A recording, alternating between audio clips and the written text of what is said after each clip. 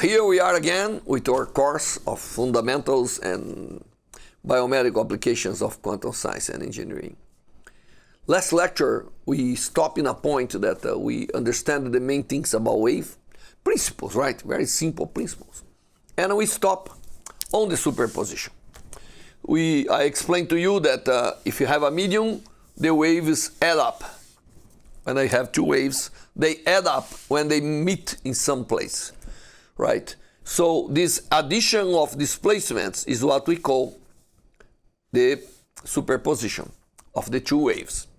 And then I told you that it would be nice if we consider one wave characterized by epsilon1, another one characterized by epsilon2, y1, y2, right? This is the right way to say. And we have these two waves coming to the same point. So we have a point here, and we have two waves coming to the same point, right? So, I mean, they have one propagation here, another here. Yeah, of course, we're going to try to put them in the same direction very soon. But when they add up here, when they get to this point, a few things can happen. Because the medium cannot have two different displacement, cannot have two different perturbations to the wave propagation. So they add up. If both waves at that moment collaborate to the medium to increase, to go up, then they go much further up. Or if one goes up and the other goes down, they subtract each other and they may cancel the effect of the wave in a single point.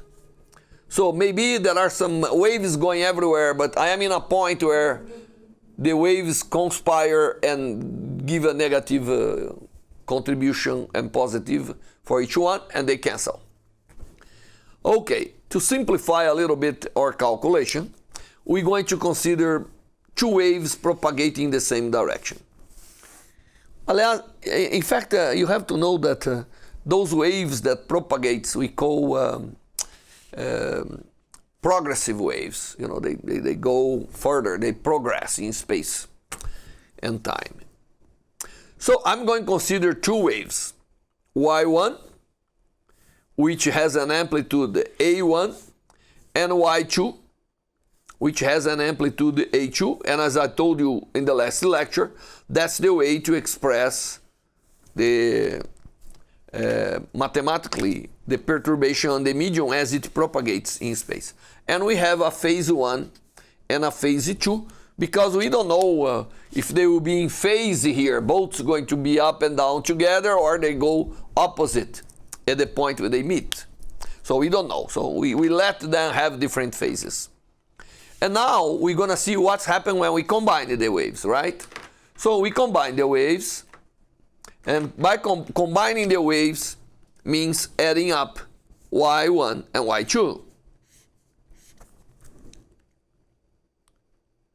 And when we combine them, we're going to have a resulting amplitude. I mean, they are of the same frequency, so we're never going to create new frequencies by having a single frequency, right? We know this principle. And they have the same wavelength, so we're not going to create a different wavelength by adding that up. That never happened. So what's happened is the combination is this general expression, because when we make sine and cosine, we can come, the addition can be the sum plus the difference goes away, we give a phase, you know, so at the end this result will be a displacement with another phase, but oscillating with the same two. And this is, we are adding now in any point x and any instant of time t. So we have two waves propagating the same direction, right? Like these two colors. And then they may have no phase, but they have, one may be advanced with respect to the other, which is a phase difference, or vice versa. And they are propagating, and we add them up. Of course, the ups and downs of the two waves can add or subtract depending on those phases. So this is a elementary exercise to do because it's just sum of trigonometric functions. And it turns out that we can find, and I hope you can do, we find that the overall amplitude depends on the single amplitude of each wave, but depends on the phase between them. Okay? So a square, which is the amplitude resulting from this, is, so I add two waves of the same frequency and wavelength, propagating in the same direction, but only with different phases. This is the exercise I'm doing. And in that case, I found that the amplitude, the resulting amplitude, I found that still there is a resulting wave from this addition. And the amplitude, the resulting amplitude, is given by this expression. A square is A1 square plus A2 square plus 2A1, A2 cosines of the difference of phase. This is the important part here. Is the phase difference between these two waves. If I have a phase difference between these two waves, something very interesting may happen. Right? If I consider, for simplicity, that A1 is equal to A2 is equal to A0, then the overall amplitude is 2A0 square plus 2A0 square times the cosines of the phase difference. This is the phase difference between the two waves. Now, if the phase difference is 0, then this disappears. Or 2 pi is, I'm sorry, if the phase difference is 0, this doesn't disappear. This gives us 1 for the cosines, and then I have a 4A0 square, which means that the overall amplitude just add up. I have a resulting amplitude which is twice the single amplitude of each wave, so they add up. Now, if the phase difference between the two waves is pi, this gives minus 1. And giving me minus 1, this cancels out. So you see, then I have a resulting everywhere 0, no more wave. For any x's or any t, there is no more wave. So somebody produce wave, expand energy, put in the medium, and they both propagating, and then I make them cancel each other. No more wave, even though they were produced. This is something really important in waves. You know, you may have waves and they may cancel out. If I just play with the phase between the waves, they just go away. In this case, of course, they have the same frequency, the same everything, but we're going to do something about when they have different frequency in a few minutes. So you see, is this phenomenon that's important for us, is this phase. You know, normally particles, when they move around, we don't care about phase, we care about trajectory. Sometimes the oscillatory motion of masses, we speak about phases and everything, but normally we are thinking about one mass, right? This is in a single medium. The mechanical wave, it may cancel depending on the phase. And if I go from 0 to pi, I can have anything between 0 and the maximum amplitude. That's the main principle related to the interference of waves. The phase is the main fact. When I have waves coming together, it's not only the amplitude that matters. It's not only the frequency that matters. It's not only the wavelength that matters. The phase between the waves are very important. If for somehow you dephase one wave with respect to the other by pi, and they come together, it goes away. Right, so This is interesting thing, and make us think that, well, let's now imagine what's happened when a wave is bouncing back. Because we know the same way we have a reflection of light and everything. By the way, light is a wonderful example of waves, right? Not mechanical, electromagnetic, but obeys equivalent equations and everything. When I change the sense of propagation of the wave, where I'm going to change the sign here in this whole thing, I tell where. If I have one wave going from the left to the right, or if the same wave is going from the right to the left, change the sign. The sign, because what I change is the velocity. If I fix the argument of the wave, that velocity, if I code this 0, just to have the maximum, the velocity, which is, as I told you, x divided by t, which is omega divided by k, has to change sign. So changing the direction of propagation of the wave, either going from this sense, this direction, or this, in this sense, right? It's the same direction, x. I change the sign.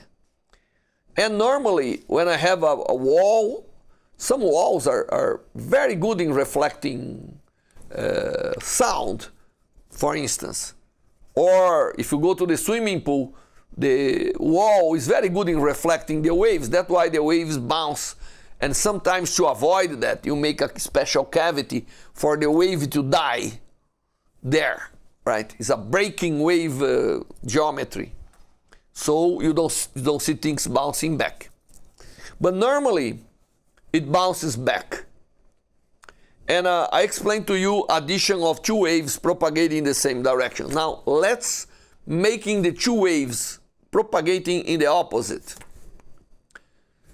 Okay? And I kept the same phase for simplicity.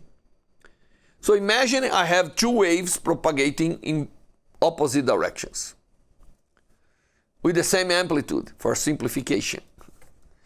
I need to do that? No. You can put anything you want. In any point of this space that I'm looking, this wave adds to this wave, and I guess we all know how to add two cosines. As you know, it will be the product of the sum divided by 2 times the cosines of the difference of the arguments divided by 2. That's how we add up trigonometric functions. And the result is that when we have these two waves propagating, time and space splits out. Very interesting concept. Times, the time and the space splits out. They come now with different contributions. One thing is the cosine of this argument. That guarantees to me a propagation. That guarantees to me that I can follow a x with time where this argument is not changing. Therefore, whatever is the displacement, the amplitude keeps going. And that the wave propagates. Now, when I put them to propagate opposite, I split that out. There is a time dependence and a space dependence that comes in different contributions now, right?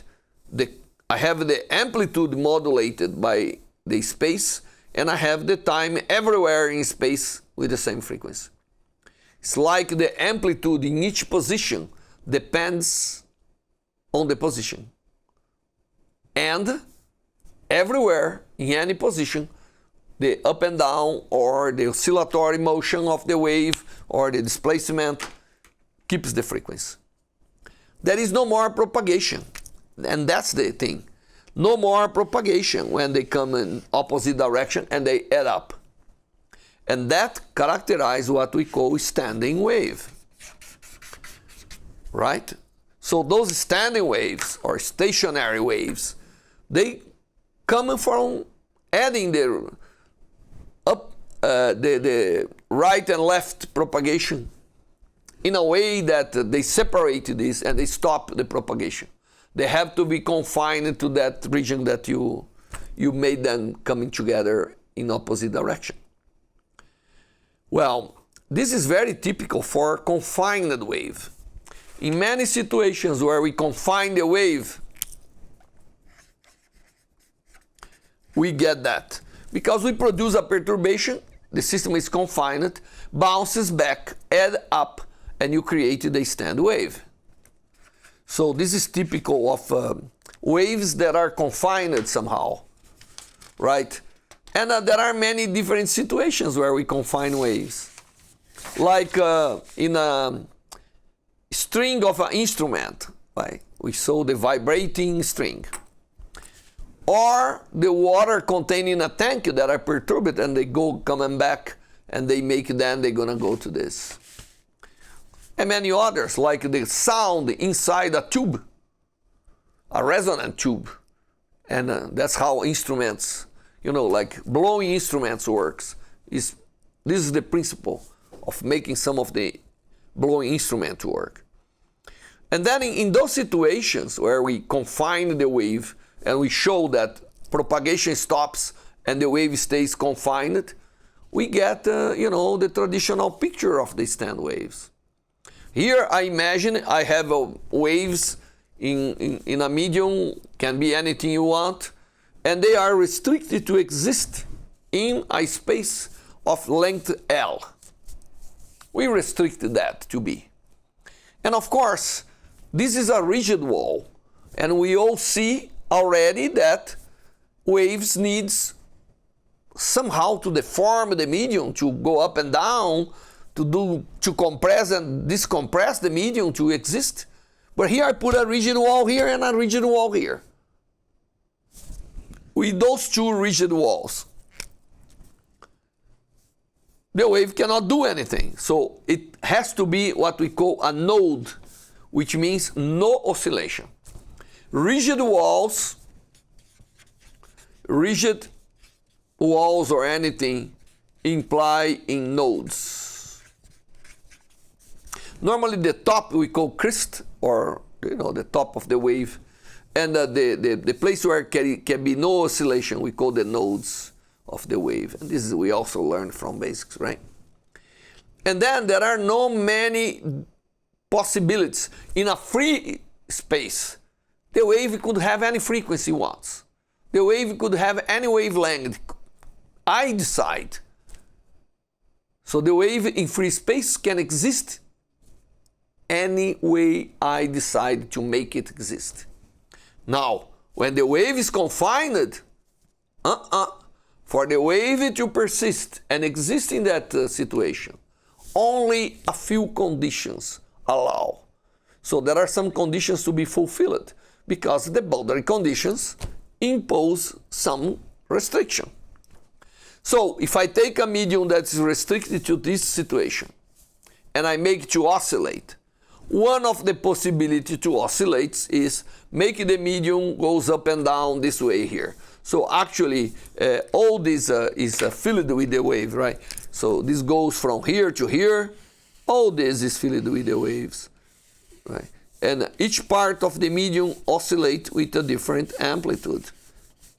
If somehow I am here, if I decide to be here, it turns out that the amplitude is here, the oscillation, with the same frequency. If I am here, the amplitude is bigger, maximum, and going down, right? So this is stand wave that I have here. And it seems to be the lowest or the highest wavelength I can have is this. But of course, I can have one part going up and the other part going down. So I may have this situation here. So that's another possibility for the wave to be here, because it has to be zero here, right? So this is another possibility. And if I add those two, I'm gonna get that, because you see, I'm gonna do it in a few seconds, what I'm telling you here. So that's what I get here. And so on. I could keep going, and then we have this third way of doing, and it's infinite ways, right? And there will be a situation where I have so many ups and downs for this stand wave that is even harder to detect. But that's happened, and here we are. And I should put points here because there are more of those modes, right, that we can have. If I take the solution, you know, if I take the solution of this, as I have described to you, when I go to the end of the two boundary conditions, I have to impose this to be zero, because there should be no amplitude, and the only dependence of space is here. So when I do this restriction, I get a very nice condition that connects the length with the wavelength. And as you see here, this is only half of a wave, right? Because I should continue here. I should continue here to make a full wave. So this is half wave contained in L. But this is 2 half waves, and this is 3 half waves. So actually this condition here, L, to fit this stand wave, L must be an integer number of wavelength divided by 2.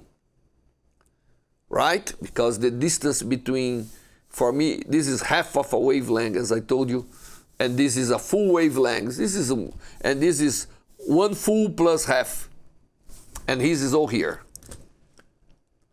That means that the wavelength I put in this geometry, when I impose this existence of the wave only in a length L, is given by, just invert this, will depend in an integer number.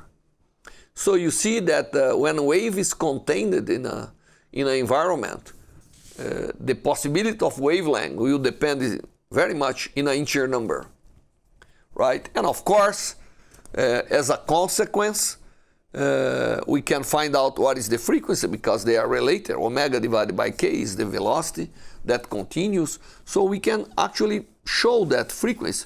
Not only the wavelength is only a few, is discreted, but also the frequency. Right? The frequency has only a few values, and that's depending on the confinement, which characterizes the system we are confining this wave, and an integer number. This integer number goes 1, 2, 3, is n, is an integer number. Right? So this is very, very important things, and from everything I told you so far, we have 2 lessons to learn, or messages to take home. What are these 2 messages? First of all, free waves, they occupy the whole space. So when I have a free wave, which was something I explained to you in the very beginning, they occupy the whole space. You know, they have to occupy the whole space. Now, confined waves, they must match the boundary conditions, and therefore only a few types of waves can exist. Somehow we start to see that wave behavior cannot be anything. It's not like, you know, that's why when we, in a few lectures, we're going to reach the point that you're going to understand the fundamental of quantum mechanics. If we're going to consider particles as waves, it cannot be any wave. It has to be something that will depend in numbers that we're going to call quantum numbers. And we're going to see that because I made this equivalence of, this is, I told you, as for particle, wavelength is related to momentum and frequency to energy. Here, this and this will be like equivalent there when I make the right analogy. Well, so we see that if nature comes to us and give us any entity that is like wave, they will have to obey this kind of thing, because this belongs to the wave nature of whatever we're dealing. If it is light, you know, cavity, we know that there is a resonance and everything. It's all related to this. So the wave type of thing demands this kind of concept. And I hope you keep that in mind, because that will be important to understand some consequences of wave as we're going to see. Okay, so enough for this type. Now I'm gonna go a little bit further. Up to now we had waves with the same frequency, right? So now I'm gonna change the frequency. Let's make two waves a little different frequencies. So we're gonna consider two waves with different frequencies, because I want to show you another concept very important. Suppose I have a wave that has a frequency omega 1 and of course a wavelength that characterizes a wave number k1. And I have a second wave with omega 2 and a wavelength that characterizes a wave number k2. So wave 1 and wave 2 are characterized by those quantities. And I'm going to consider omega 1 slightly bigger than omega 2, but not very much. They're close together. You know, do I need to do that? No, I don't need, but I want, because we're going to use this, what I'm going to do now, later. So we have those two waves. We know mathematically that's the way, and we're going to put them together. When we put them together, it turns out that we add up, right? We learned that from the superposition principle. We add up those two waves. Adding up the two waves, again, we're going to have the sum of two cosines. And we learned that from high school, that when we do that, we have a cosine, which is the sum of the arguments divided by 2, and another times a cosine, which is the difference of the arguments divided by 2. So, at the end of the calculation, this is about, and because they are nearby, when I add them and divide by 2, I said that K1 and K2 is about K, and omega 1 and omega 2 is about omega. I made this approximation now, okay? So the result of this addition is this. I have a term, but they are nearby, so this is small. You agree? If this is small, this is a slowly oscillating term. And this is a fast oscillating term, like the wave itself. So when we have the two slight different frequencies, delta k, I'm defining here, is the difference, which is small. I'm saying that this is small. And the same with delta omega. The result of this is that when we put those waves together to propagate, they create a kind of packages inside with the waves oscillating and propagate with a fast velocity, which we call phase velocity, which is basically what we learn from the wave. And then we have a slow motion of the package itself, which goes slowly. And because here is like waves together going, and inside is like individual waves going, we call this group velocity. So this is the group velocity. We call Vg, is group velocity. And this is the phase velocity. And they come because I added two waves, slight different frequencies, propagating the same medium.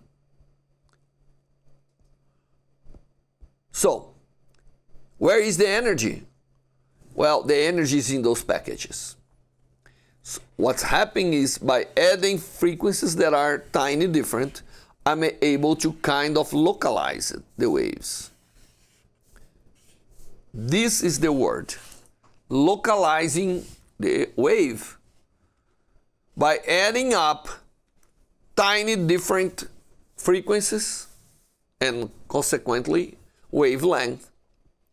We are able to create wave packets. Of course, this is many packets that goes together in the group velocity and they propagating. Imagine if I have many, many more, I was going to show you in the future, already in the context of the quantum mechanics, that this whole thing collapsed to a single package. That in quantum mechanics is what we call wave packet.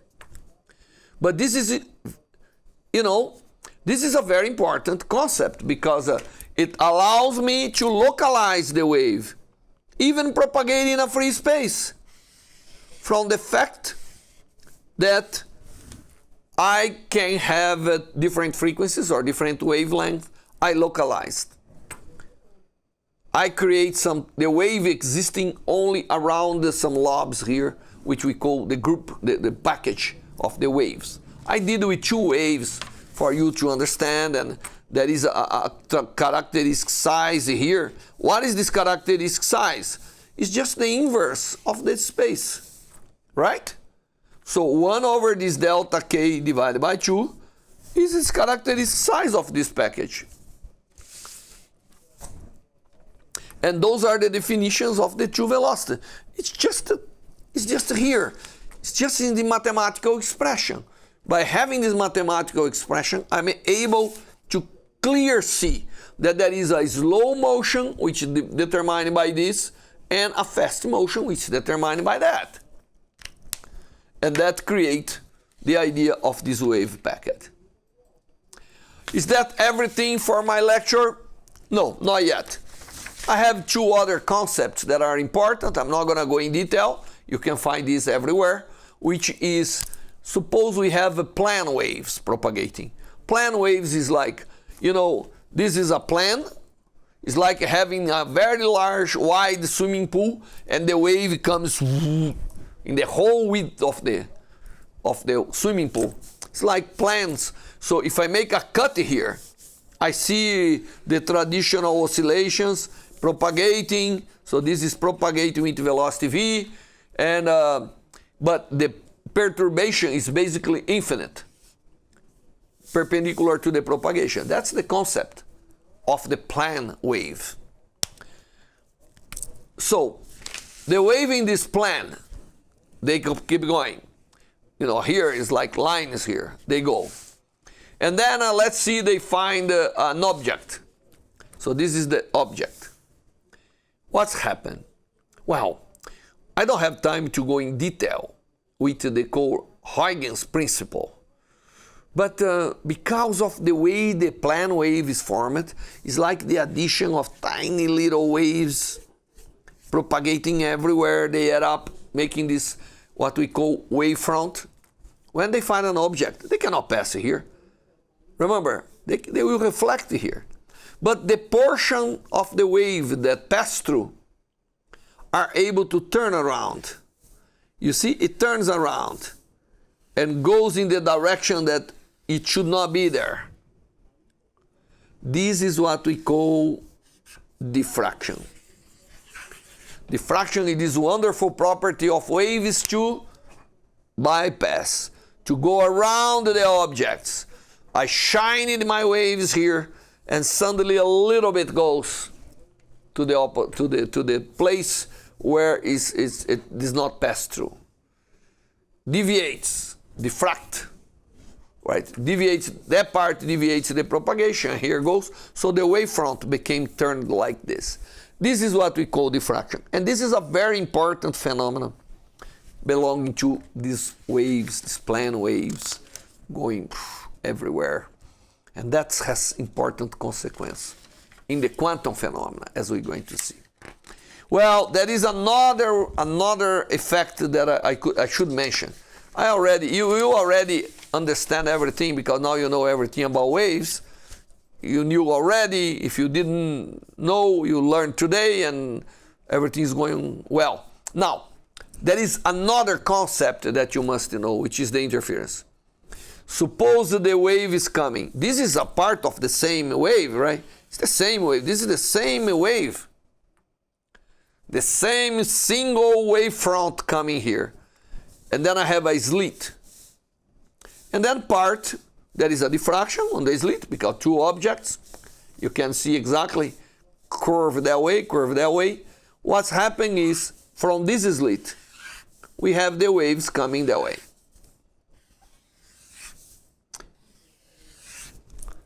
The same wave.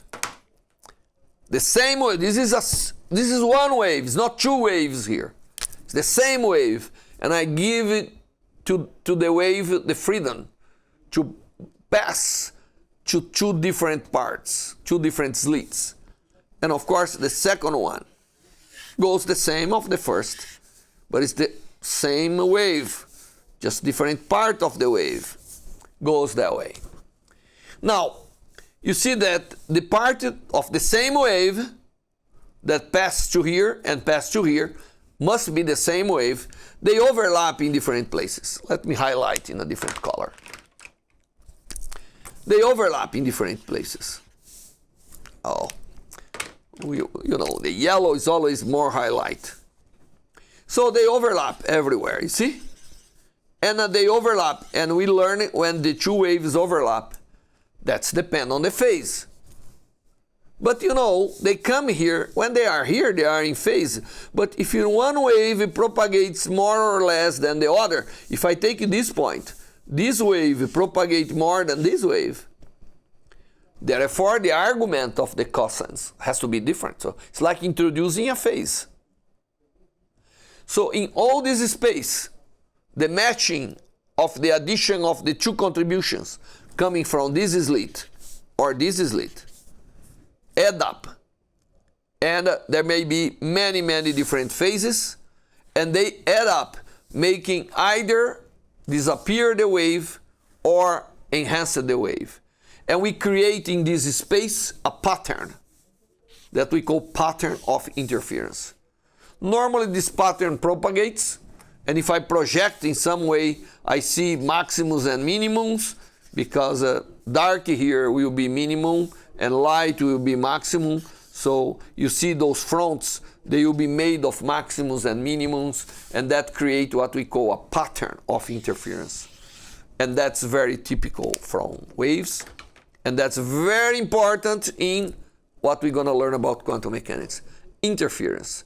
In fact, was observing things like this for things that they did not believe was waves, that quantum mechanics was discovered and was proposed. So, this whole thing you have to understand intuitively now when we're dealing with the waves. So if you do that, I'm sure we're going to speak the same language when it comes to the main principles of the quantum mechanics. Okay, so what is the message of this lecture, which is the end of this review of waves? We learned two things that are important. First, we learned that free waves occupy the whole space. Second, confined waves has to have some compromise with the boundary conditions. It cannot exist in any condition. Third, waves diffract. When we throw them through objects they cannot pass through, they will go around, they change the direction. And that is intrinsically of waves. It's called diffraction. Fourth, interference. When they come together, they interfere. In some places they disappear, in some places they enhance it. So, with all those concepts of waves, and especially diffraction and interference, can only take place with waves. Oh, my dog diffracted to the gate of my house. Well, then your dog is a wave, because diffraction is a phenomenon that belongs to waves. Oh, I throw my dog to my garage. There was two doors, and I saw my dog is somewhere, no dog, somewhere, two dogs. Oh, it must be interference. Oh, your dog then is a wave. That's more or less the concept. With waves, we know diffraction and interference takes place. Well, very nice. Thank you for paying attention to the lecture, and see you next time, where we're going to do some review now on probabilities. And then we have all the ingredients to really start the quantum concepts. Bye-bye.